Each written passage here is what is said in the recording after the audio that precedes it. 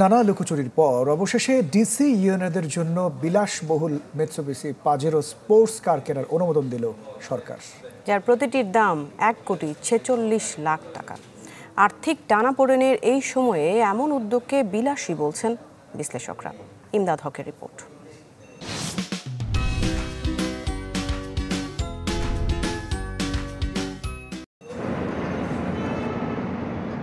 চলমান আর্থিক সংকটে সরকারি দপ্তরে গাড়ি কেনা বন্ধের নির্দেশনা জারি আছে ৩ বছর ধরেই, কিন্তু তা উপেক্ষা করে বসে জনপ্রশাসন মন্ত্রণালয়। গেল বছরের জুলাইয়ে আবদার করে বসে ডিসি ইউনোদের জন্য বিলাসবহুল মিৎসুবিশি পাজেরো স্পোর্টস কার কেনার।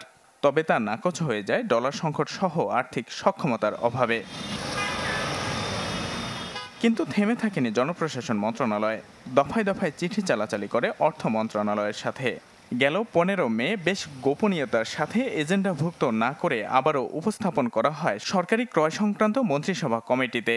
মেলে ২৬১টি গাড়ি কেনার অনুমোদনও, যেখানে প্রতিটি গাড়ির দাম ধরা হয় প্রায় ১.৫ কোটি টাকা।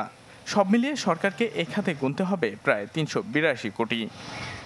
অনেকগুলো দেখা যায় যে পথে যাওয়ার কথা সেটা বলে তারপরে কাজগুলো হয় ঠিক যে সেই মতো হয় না।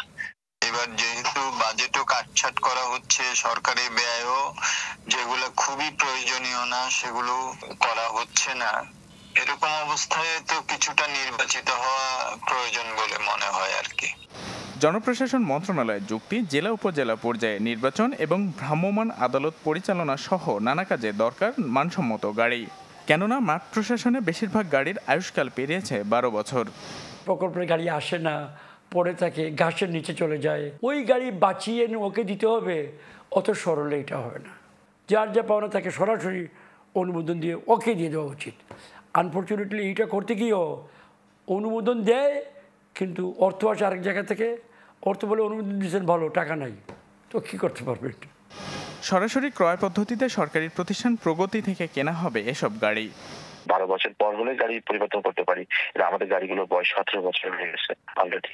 হ্যাঁ, এইগুলো খুব ডিফিকাল্ট হচ্ছে তাদেরকে পুরোনো গাড়িগুলো নিয়ে। গাড়িগুলো কোনো বিলাসিতা বা অন্য কিছু না, আমাদের প্রয়োজনে এই গাড়িগুলোই আমরা সিলেক্ট করেছি, কারণ এই গাড়িগুলো আমাদের আগের গাড়ির চাইতে এটা বেশ মজবুত গাড়ি, এই গাড়িগুলো অনেকদিন চলবে। দাপ্তরিক সব প্রক্রিয়া শেষে গাড়ি কিনতে এখন আর কোনো বাধা নেই জনপ্রশাসন মন্ত্রণালয়ের। আর্থিক টানাপোড়েনের এই সময়ে যখন আসছে বছরের বাজেটে সবচেয়ে বেশি গুরুত্ব দেওয়া হচ্ছে ব্যয় সংকোচন নীতিকে, তখন আমলাদের জন্য একসাথে এতগুলো গাড়ি কেনার এই উদ্যোগ বিলাসিতা কিনা সেই প্রশ্নই আসছে ঘুরে ফিরে। ইমদাদ হক, চ্যানেল 24, ঢাকা।